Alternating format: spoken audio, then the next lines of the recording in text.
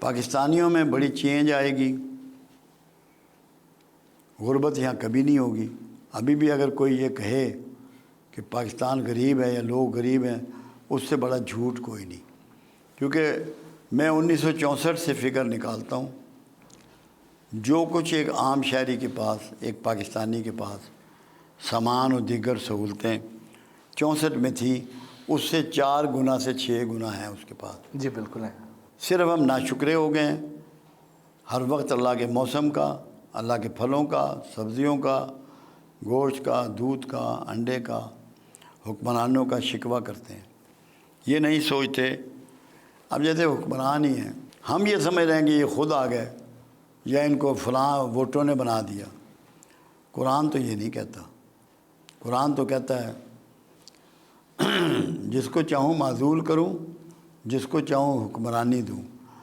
جب یہ فیصلہ اللہ کے پاس ہے تو ہمیں اللہ کے فیصلے سے ڈفر کرنے کی ضرورت کیوں ہوتی ہے؟ بالکل ٹھیک بات۔ ہمیں نہیں ہونی چاہیے، یہ بغاوت ہے اللہ سے۔ جب کملی والے کی ایک سٹیٹمنٹ موجود ہے، تم پر اگر ایک نک کٹا حبشی بھی حکمران بنا دیا جائے تو تم نے اس کی بھی فرما برداری کرنی ہے۔ نک کٹے حبشی کا لفظ میرے آقا لے رہے ہیں۔ تو اس لیے ہمارے ہاں جو جھوٹی بغاوت ہے نا، کہ ہر چیز کو برا کہنا، ہر چیز کی مخالفت کرنا، یہ جائز نہیں ہے، یہ نہیں کرنی۔ شکوہ نہیں، لوگ شکوہ چھوڑ دیں۔ میں یہ یقین سے آپ کو بتاؤں، یہ زمین آپ کو وہ خزانے اگلے گی جو کوئی سوچ نہیں سکتا۔ سونا، چاندی، تانبا، پیتل، پلیٹینم، گیس، پیٹرول، زمرد، یاقوت، سب اگلے گی۔ اللہ پہ شکوہ چھوڑ دیں، شکوے نے ہمیں ذلیل کر رکھا ہے۔ یہ جو کفار ہیں یا یہودی ہیں، غیر مسلم ہیں، تو وہ تو ان احادیث کو پوری طرح مانتے ہیں اور اس کے مطابق اپنی تیاری بھی کر رہے ہیں۔ بالکل مانتے ہیں وہ 100%۔ لیکن ہم بطور مسلمان اس پہ یقین ہی نہیں رکھتے ہیں۔ اور یار یہ نہیں بات، یقین سب کا ہے۔ جو مختلف مکاتب فکر پیدا ہو گئے ہیں نا، اور مسالک پیدا ہو گئے ہیں، انہوں نے ڈاؤٹ فل بنا دیا ان باتوں کو۔ اگر سب کی بات ایک ہی نکلے تو کیسے نہیں مانے گی؟ پوری امت مانے گی۔ پھر تمہاری ڈائریکشن سیدھی ہو جائے گی۔ اس لیے میں لوگوں کو کہتا ہوں کہ 2 چیزوں تک اپنے آپ کو محدود کر لو علم میں، قرآن تک اور صاحب قرآن تک۔ واہ واہ۔ میرے 4000 سے اوپر لیکچر ہیں دنیا بھر میں۔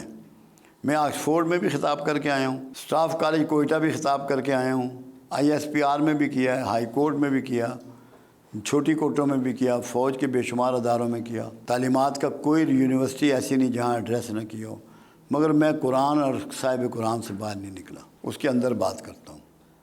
تو یہ جو اتنے فرقے بنا دیے گئے ہیں، یہ ٹھیک ہو اسی جائیں کے گے۔ پیش نظر بنائے گئے ہیں کہ ان کی ایک چیز ایسا پہ نہیں متفق ہوتا، نہ ہو جائیں۔ اس میں پرابلم ایک ہوتا ہے، نہیں فرقے کسی نے نہیں بنائے، ہم نے بنائے۔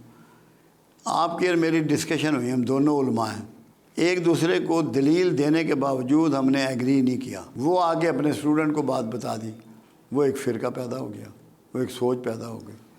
اگر ہم یہ سوچ لیتے کہ میری وجہ سے امت میں تفرقہ پھیلے گا اور میں اپنی بات نیچے کر لوں، میں لسے پیودہ پتر بن جاؤں، تو یہ نہ ہوتا۔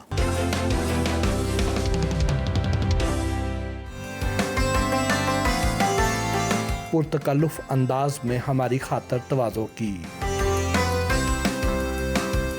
آج کل ہمارے پاکستان کے زیادہ تر لوگ سخت مایوس ہیں، گھبرائے ہوئے ہیں، ملک چھوڑ کے جانا چاہتے ہیں۔ وہ کہتے ہیں یہاں پہ ہمارا فیوچر نہیں ہے۔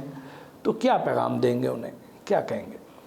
جہاں تک فیوچر کی بات ہے، ویسٹ میں فیوچر نہیں ہے جہاں لوگ جا رہے ہیں۔ کیوں؟ ان کے سائنسدانوں سے پوچھ لو، انہوں نے 2032 کی پیشن گوئیاں کی ہوئی ہیں ان کے سائنسدانوں نے، نجومیوں نے نہیں، کہ سمندر جو ہیں وہ چڑھ دوڑیں گے جو ان سمندروں کے کنارے ممالک ہیں ان پہ، اور انہیں تباہ و برباد کر دیں گے۔ دوسری چیز، چائنا جب سے آیا مارکیٹ میں، کیونکہ یورپ کی ساری ترقی اور کامیابی انڈسٹری سے تھی، ایگریکلچر سے یا منرل سے نہیں تھی، یا تھوڑی بہت فشنگ تھی۔ چائنا نے ان کی تمام مارکیٹیں جو ہیں ان کو سلا دیا ہے، بہت زیادہ بے روزگاری ان کو فیس کرنی پڑ رہی۔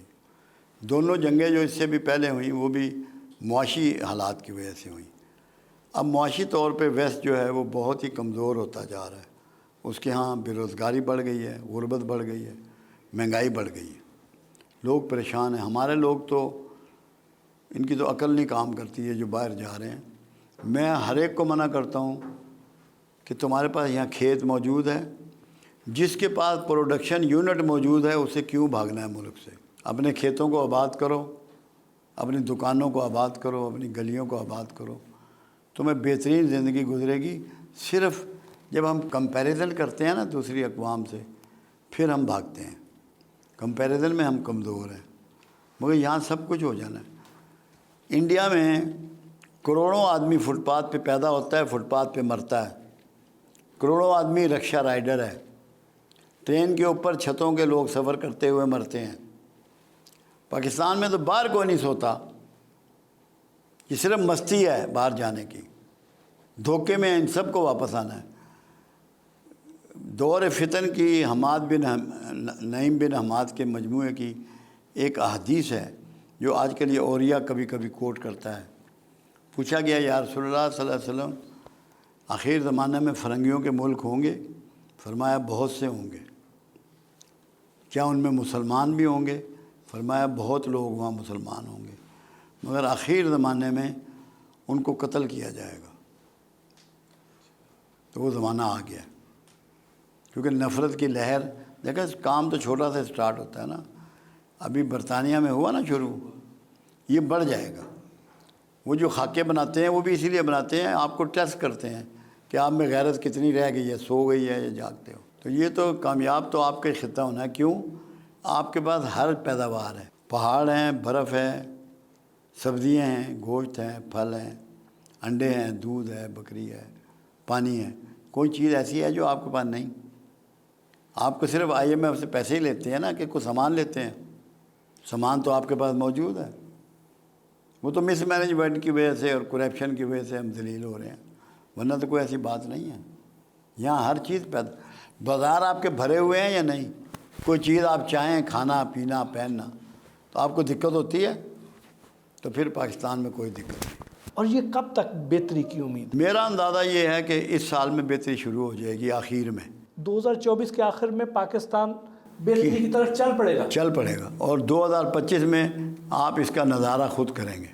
واہ ماشاء اللہ، مجھے تو کوئی دھوکہ نہیں، وہم نہیں ہے۔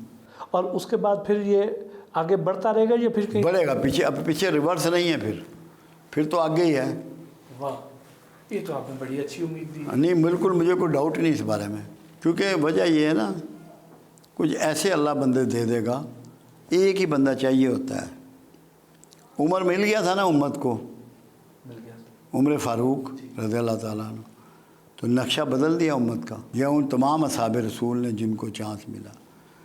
بہت جلدی کوئی پازیٹیو چینج آنے والی ہے۔